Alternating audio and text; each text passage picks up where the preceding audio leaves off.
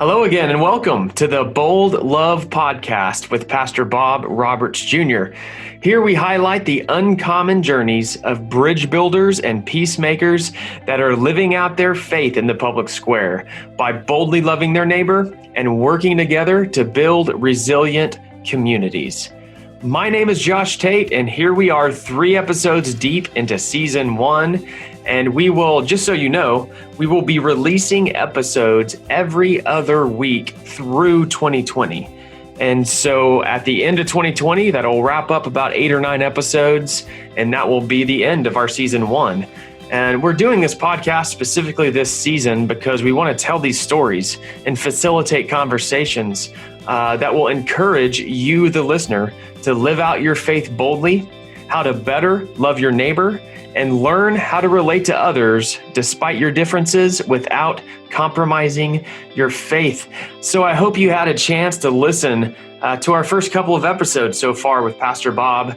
The first one with Imam Mohammed Majid, and their second episode with Russell Moore from the ERLC. Both of these episodes just are really great starting points to why we do what we do around the world and in the U.S. and how our faith drives us to love people despite our differences, which I think we can all agree is much needed in our country today. Today, we do have the privilege of speaking with Shaykh Hamza Yusuf, who is the president of Zaytuna College, the first accredited Muslim liberal arts college, and it's based in California. Shaykh Hamza Yusuf was ranked by the Muslim 500 as the 25th most influential Muslim worldwide, and he has such an amazing story. He also serves as vice president of the UAE-based Forum for Promoting Peace and Muslim Societies. So he also has a plethora of books that he's authored and co-authored as well. So we have such a great episode coming up, and we're honored to have him and to be able to tell stories on his kind of life-altering event that made him turn to religion and religious studies, kind of his story of converting to Islam, coming from a family that wasn't Muslim at all. And really just the captivating conversation that Bob and Hamza is going to have on really important topics in society today, and also on the topic of who is Jesus. But before we dive into this episode, if you're a loyal listener, first, thank you so much for listening. We'd love for you, if it has impacted you so far, rate and review the podcast. We would love for you, as we continue our shameless plug right here, to encourage you to go ahead and share it with others on your social media. We want as many people to hear these stories as possible. And also for full show notes and past episodes and the full transcript to this, you can go to bobrobertsjr.com. That's bobrobertsjr.com/podcast. So here we go. I hope you're ready. Get ready if you're not, and buckle up for this one. Take a listen to our interview with Shaykh Hamza Yusuf and Pastor Bob Roberts Jr. on the Bold Love Podcast.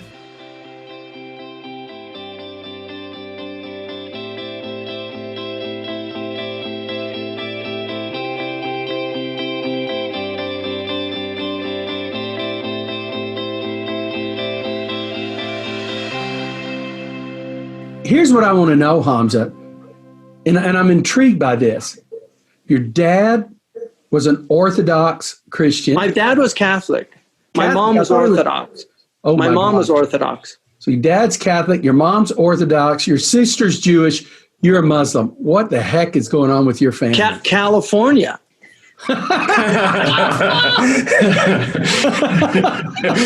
So how does this happen? I mean, California.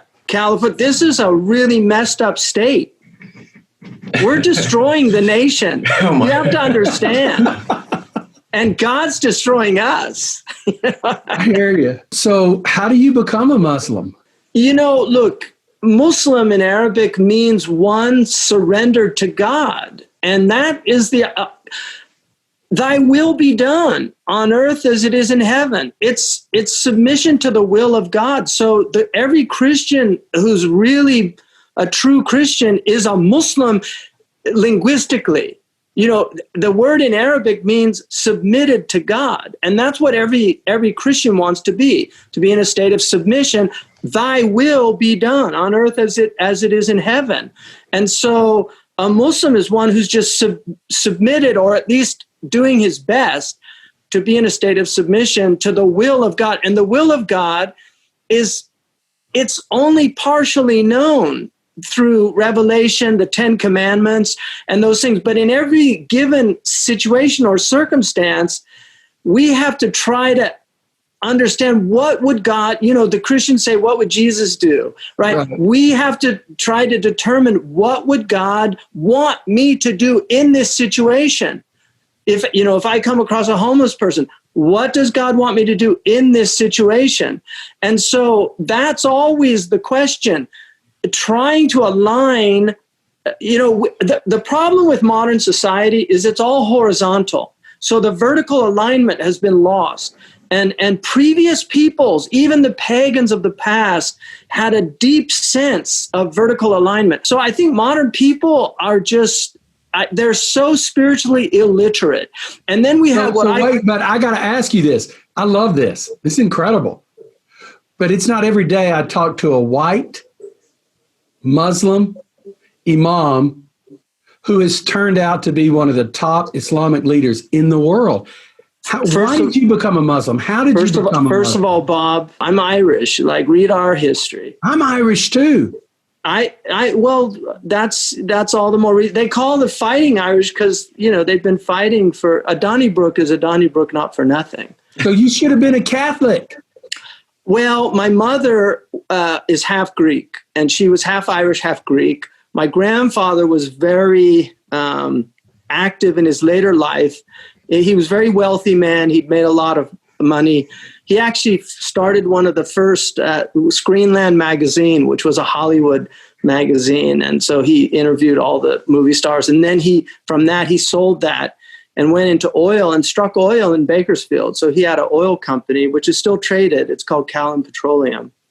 And so in his later life, he had pretended to be French because, Greeks, he was a light-skinned Greek, and Greeks at that time in the 30s and 40s and 50s, it was not cool to be ethnic in this country.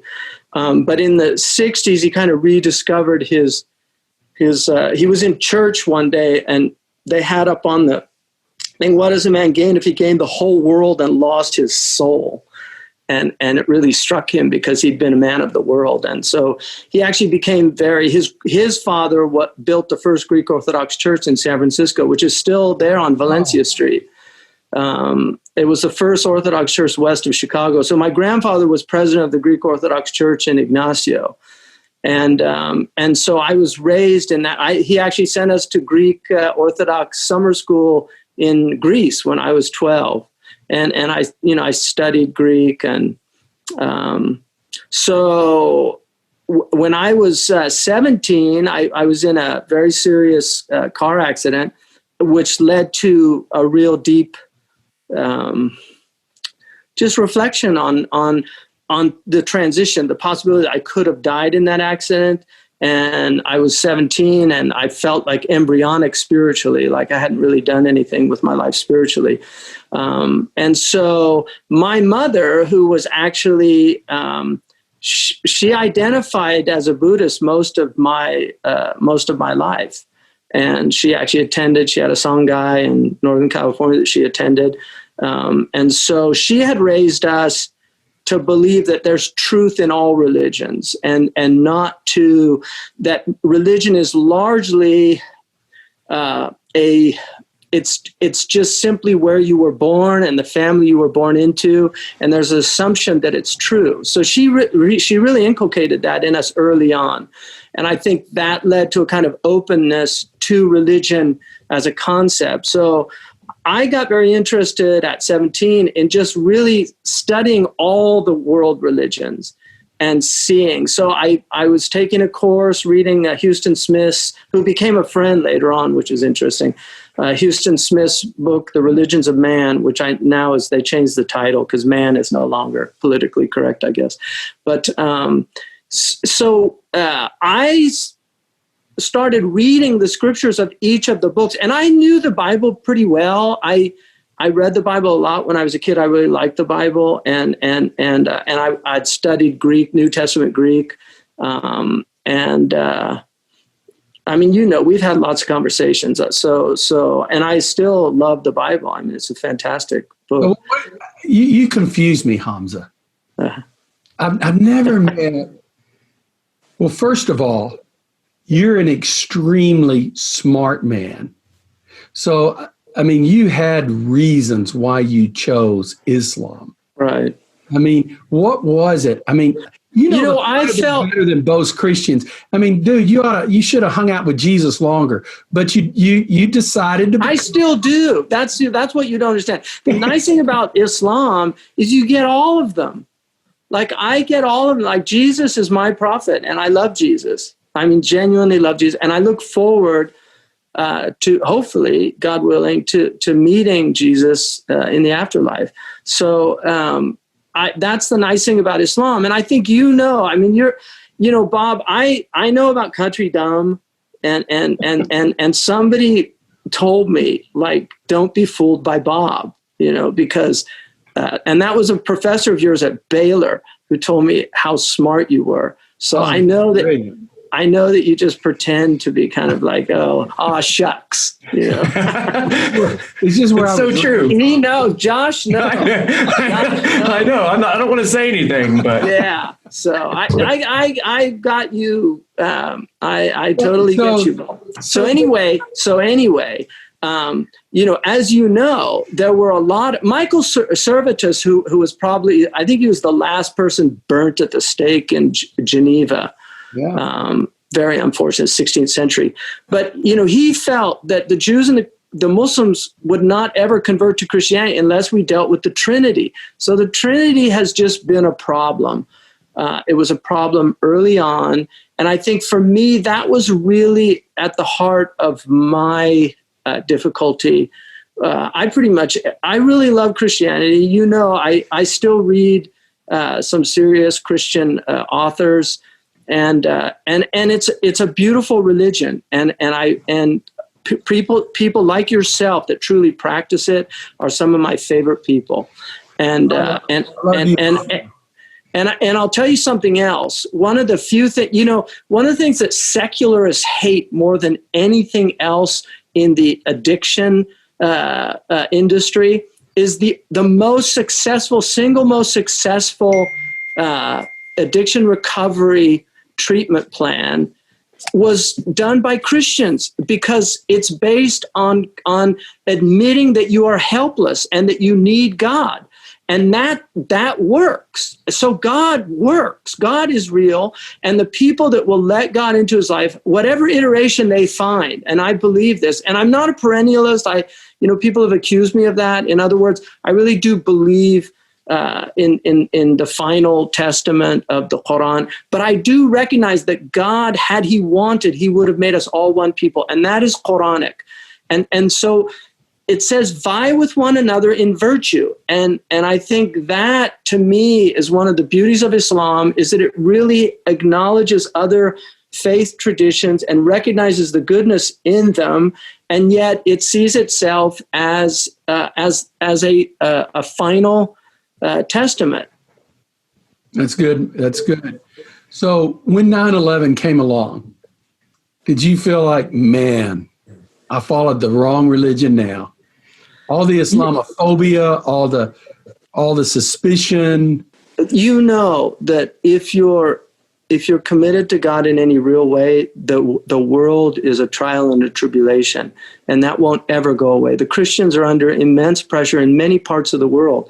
We know what's happening in China. We know what's happening in places like Iraq, where these horrible ISIS-type people have taken over, or Syria and other places. So the world is trial. One of my favorite essays is by Kierkegaard, who it's called The School of Eternity, I think, in translation. But it's from Hebrews that Christ learned obedience through suffering, and this all we have to do is align ourselves. The tribulations are going to come, And the thing to do is be aligned with God, and to take them as bitter pills. They're, I mean, it's interesting that all the food that's good for you is doesn't taste very good. All the medicine that's not very good for you doesn't taste very. So this is one of the things that God has done with the world. It's like things that are good for you tend to be distasteful and difficult, but what we get out of them, what we get out of eating well, we feel so much better. What we get out of exercising, we feel better. And the same is true for just submitting to the tribulations and trials of the world as gifts in reality from God. Because what Kierkegaard says in that essay is that if you don't learn despair from suffering, if you don't learn obedience from suffering, you learn despair. And that's what's happening with people today. There's so much fragmentation. I mean, I would argue that there's two fundamental mortal sins, to use a Catholic tradition. There's two fundamental mortal sins in the United States. I mean, there's a lot. I think we're almost experts in the seven deadly sins. My dad said by 40, everybody's an expert in at least one. Oh, yeah. Right. So, but acedia, which was poorly translated as sloth, and acedia, they called it the fountainhead of the sins, which is a kind of, it's basically a spiritual lethargy that you're not interested in doing the work. And so you just put it off and not think of it. You would say that's one of the two mortal sins? It's one of the seven. In America, very much so. I think that people do not think enough about the fragility of life. I mean, we just lost this Supreme Court Justice, Justice Ginsburg, and everybody's just fighting over the partisanship of it. They're not reflecting on the fragility of life. And I have a hard time believing on her deathbed she was really thinking about who's going to replace her. Yeah. I mean, you're leaving the world behind. You're not looking back, you're looking forward, but God knows. But anyway, and the second sin is lust. That it seems that our civilization is in the grip of the mortal sin of lust. And in the Summa, and he riffs off Pope Gregory, but in the Summa, he talks about, Aquinas talks about the daughters of lust. And the daughters of lust are the things that a person that's in that mortal sin of lust, and a mortal sin, right, we call it a kabira, but it's something that it's almost like a possession. So it's these people that have to go online and look at pornography every day. Or they look at a woman and all they can think about is lustful thought, or a man, or whatever, So, but the daughters are very interesting to me because one of them is blindness of mind. That you can no longer think we're properly. Just acting right now in culture. I don't think we are thinking deeply. It's just like, you slap me, I'm going to slap you back. It's all reactionary. Yeah, it's reactionary. So and then thoughtlessness.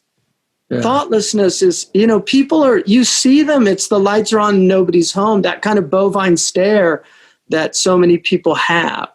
And then inconstancy is another one, which, is just, it's the whole ADD culture of online where people can't concentrate. They can't read deeply. They can't think deeply. They're constantly preoccupied. They're on their Spotify or whatever they're on. All these things that are distracting them.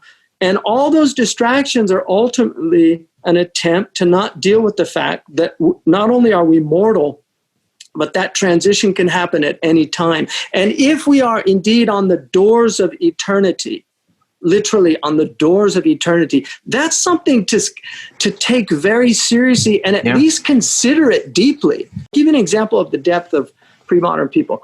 When the camera was introduced in the 1830s into our civilization, you will not find people laughing in a photograph until the 20th century. And no one's smiling, it seems. No one's smiling. And you know why? I've thought about that a lot. I found a few where they were kids smiling. There's a beautiful picture that Curtis took of some Hopi Indian kids that were smiling. But I think, which shows you they could smile.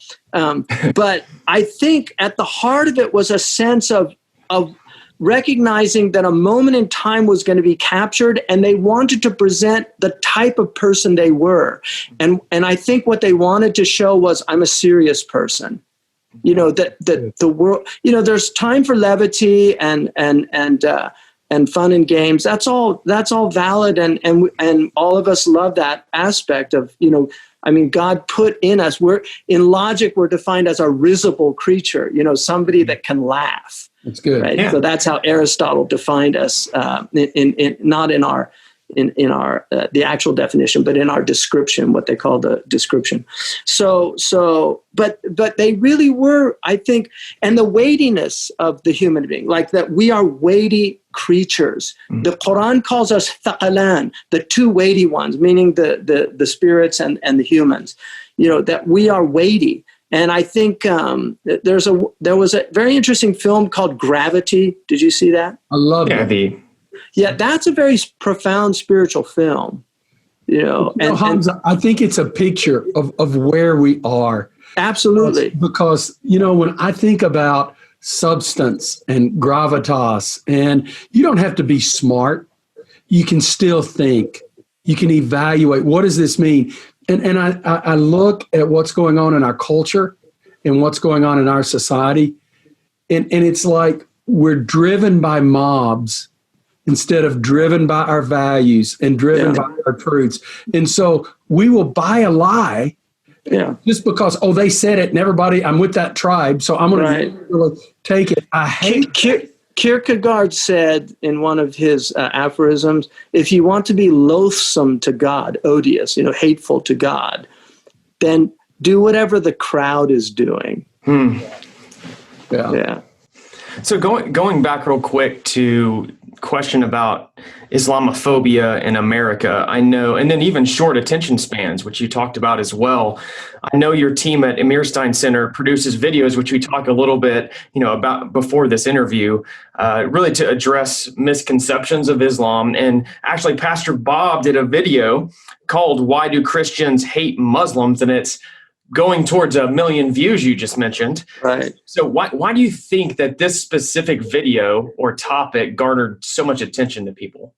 Well, obviously, there was a little bit of clickbait in the title. Mm-hmm. I think Christians, and I think Bob pointed that out, I think a lot of very devout practicing Christians would not feel hatred towards Muslims, but I think they have a very bad view of Islam. Right. And partly it's historical because there's been a cold and hot war between Christianity and Islam for about 1,400 years. And so, Islam was, before Russia was the enemy of Western Europe and America, Islam was. And Islam, the Muslims were, crossing the Pyrenees Mountains.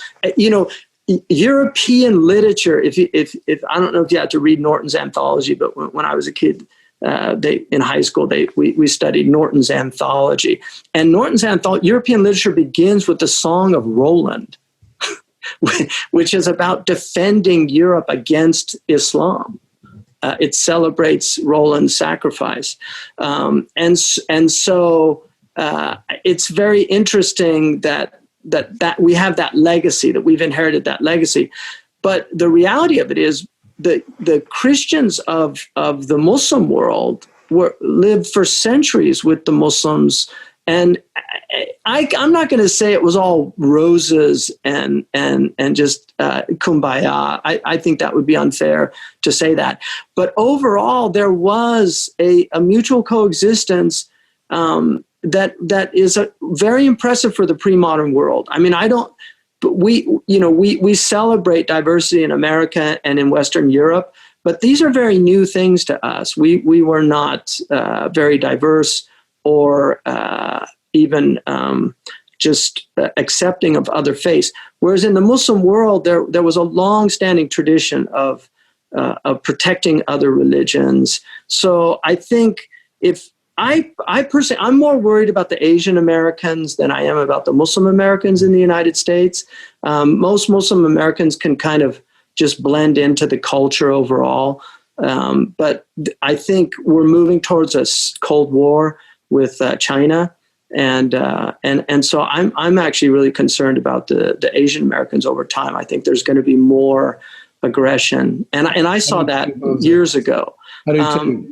Yeah, and so I think overall the Muslims are doing well in America. I mean, there definitely is. I would take it very seriously. I don't like the term Islamophobia, because a lot of the people that the Christians are afraid of from the Muslims, I'm afraid of as a Muslim.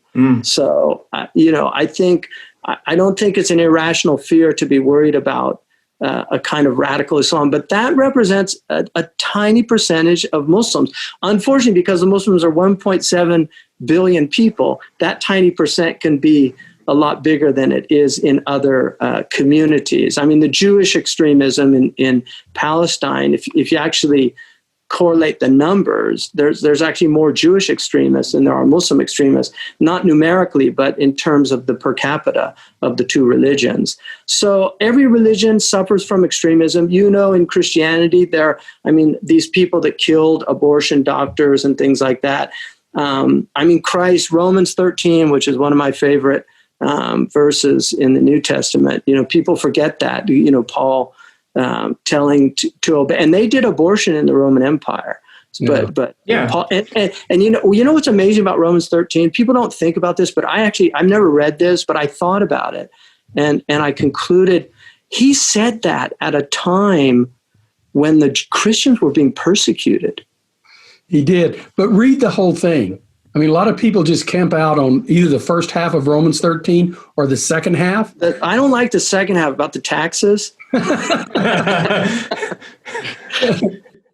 Hey, I want to ask you, Bob, why do you think evangelicals have that type of prejudice or fear? And why do you think that video was so popular on your side? Well, I think the video answers that. Let me add, beyond our eschatology, beyond they don't know a Muslim, a couple of things I would add. I think, first of all, I think Hamza's right. There's been this competition between Islam and Christianity for 1,400 years. And I think Hamza's also right about something else. There are a lot of similarities. I've read the Quran, and most Christians, if they were to read the Quran, they would probably only disagree with 1% of it. And that has to do, that 1% is a big percent, Hamza.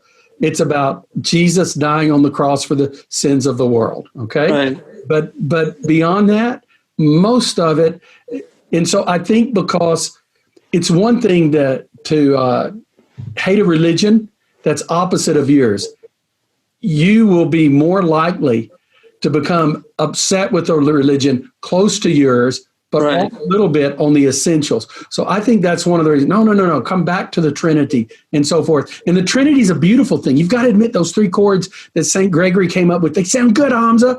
So the Trinity is a good thing. I think that's a reason. Here's another reason, I think. We were hammered. We didn't think about Islam. I mean, our first person to think about Islam was Muhammad Ali, the boxer. Right. And you have 1980 comes up with Iran and the hostage crisis that we faced. And then you had some terrorists come along. I don't know there was as much hate in Islam back then as there is now. I think it's been a fast moving thing. I think the competitiveness of the religions. I think for Christians, though, there is another thing I've thought a lot about, Hamza. Yeah. And here it is. As Catholics, we believe in original sin. As Protestants, we took it a step further. We believe in something called total depravity. Right. The problem with that is our first look at someone who's not a Christian, we really look at them and see a sinner. It's really easy to build caricatures of sinners. I think we should do what the Hebrew scripture says, Genesis 1. We should see man is created in the image of God. I think all of that together changes our view of how our integration. I remember, Hamza, I spoke at one of your events. I've spoken at many mosques and synagogues, and don't get upset with me, Hamza, but when I would first start speaking in mosques and synagogues, my first response was to get up and go, in my own mind, I'm going to talk to all of these sinners. And over time, that honestly changed. Now, Hamza, I think you are a sinner, and so am I. But here's what I believe. You are sacred in the image of God. Man, when I'm talking to somebody who I believe is created in the image of God, who is sacred, regardless of my understanding of heaven and hell and all of that, I have no right to look down on someone, and I'm not God. So I think I've been going through this evolution. I've not changed my mind about sin, but I don't start with sin. Right. I start with the love of God. Right. And I think that's everything. Hamza, I want to ask you this. I'm curious. Do Muslims, I mean, for me, Christianity is all about love. That's the message of Jesus. I'm not saying we do a good job of it. What role does love play in Islam? Love is the highest of all the spiritual virtues. Even more than peace? Yeah. Really? Because peace comes from love. Yeah, I agree. It's a daughter of love. I mean, look, the first in the first very opening of the Quran, it's Bismillah, in the name of God, and Allah is God. You know, Christian Arabs call God Allah, and in the name, and Ilah, which is it's one of the few Aramaic words in the New Testament. Ilah, lima sabaqtani. So even Christ used Ilah, which is a cognate of Allah, and according to that iteration, if he indeed said that. So the the Muslims see love as the highest spiritual virtue, mahabba. And in the New Testament, I think there's 4. C.S. Lewis, I read his book, The Four Loves. So you have agape, which is theos, ane, agape, and John, he mentions that. My Greek's a little rusty, but God is agape, right? And so that is that complete unconditional love. Well, the word for that in the Quran is the divine name Al-Wadud, which is the God of agape, and it says in the Quran that if people are pious, God will put between them wood, which is agape. Maybe in the New Testament it's called philia. This kind of brotherly love, which is what our founding country, their first capital was Philadelphia. This idea of a capital of brotherly love. And so love is very important. I think, unfortunately, now Muslims are obsessed with justice. I'm not as interested in justice. Justice is very important, and I don't belittle it. But the Quran does not begin in the name of God, the just, the avenger of wrongs. And I think love to me is a much more important and mercy, and forgiveness. Justice is important. I don't want to belittle justice, and we would want a just government, but I don't want a society of people obsessed with justice. I'd much rather have a society of people that are spreading, empathy and compassion and love for one another. Because I would agree. Because Aristotle in the Nicomachean Ethics says, where there is love, there's no need for justice. It goes beyond what humans would say justice is. Love always goes beyond. The problem is Jesus calls for a radical love. Okay, Hamza, I want to ask you something else. Do you study other religions like you study Christianity? I mean, my undergraduate degree was in comparative religion. So, I still read. I was just reading this morning a book on Unitarianism, but my library has. I have books from all the world religions, and probably outside of Islam, which is my primary study, the tradition that has most informed me and that I benefited from is probably the Christian tradition. But I've read Jewish. Some of the Jewish rabbinical stories are amazing. Yeah, they are. So here's what you call me up. You quote scripture. You're talking to me. I've never met anyone like you, Hamza. You're brilliant. You're smart. You're warm. You're Muslim, and you love to talk about Jesus. Don't you want me to baptize you this next Sunday? This is just, I know when I read the scriptures, it does something to my heart when I read the New Testament. You'll call me up quoting 2 Timothy or Romans or anything else.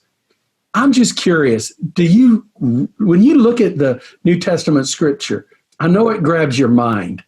Does it ever grab your heart? No, absolutely. I mean, the Bible to me, I have a book, a Jewish commentary on the Proverbs. It's amazing. So I consider the Bible revelation. I really do. And so what do you mean when Muslims say they believe that Christians and Jews are people of the book? Yeah, people of the book. There's a very interesting book called it's called by Adam Kirsch that I got a while back and really liked it. It's called The People and the Books, and it's about Jewish literacy. So he goes through all the famous Jewish books that have been read throughout the ages. But in the very introduction to that book, he says, Jews pride themselves on being people of the book. And he said, this is not a title that they came up themselves. It was given to them by the Muslims, and they took it as a badge of honor. And so Ahlul Kitab, if it was translated properly, it would literally mean, as you know, al-Biblios in Greek is the book. Right. And so Ahlul Kitab are really the people of the Bible. So let me ask you this. As a Christian, I look at the Hebrew scriptures and I accept them as are. I mean, just as they are. I know, but you don't. You do, but you also believe in abrogation. I mean, there's things that you're not going to go out and kill any astrologer. No, because I believe Jesus fulfilled all of that. Romans 9, yeah. There we go, buddy. Dang, I'm going to turn you loose preaching on grace here. If I preach, it's going to be on the Acts of the Apostles. I know. You've told me that you want to preach on the Acts. So, but here's my question. You believe, okay, I believe those books. I just believe Jesus is the Messiah who fulfilled them. So when you look at, do you believe the same way? Like, okay, those books, I accept them as are. The New Testament, I accept it as is. There's two opinions. The dominant opinion is that there were changes made. I mean, that's most Muslim scholars. I have a colleague and a friend, a brilliant Iranian American, Dr. Ali Tate, who knows Hebrew, Greek, Arabic. And he's a real polymath and just a brilliant intellect. He actually did his dissertation making an argument that everything in the Gospels could be interpreted. It's almost Gnostic, so that becomes obviously dangerous. But there is an opinion, that was the opinion of Imam al-Ghazali, that the changes were in the understanding, not in the actual text. Although we know that at the Council of Nicaea, there were several Gospels on that table, and then when they came in the morning, only 4 were on. But who had the key to the room, right? Yeah. So the Gospels.